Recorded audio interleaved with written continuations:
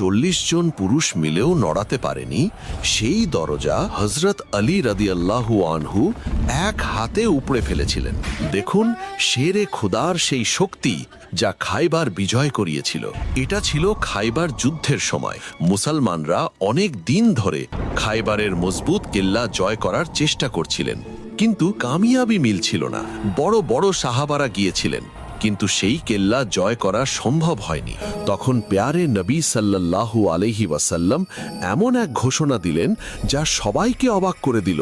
তিনি ফরমালেন, আগামীকাল আমি পতাকা এমন এক ব্যক্তিকে দেব যে আল্লাহ ও তার রসুলকে ভালোবাসে, আর আল্লাহ ও তার রসুলও তাকে ভালোবাসেন, আর আল্লাহ তার হাতেই বিজয় দান করবেন।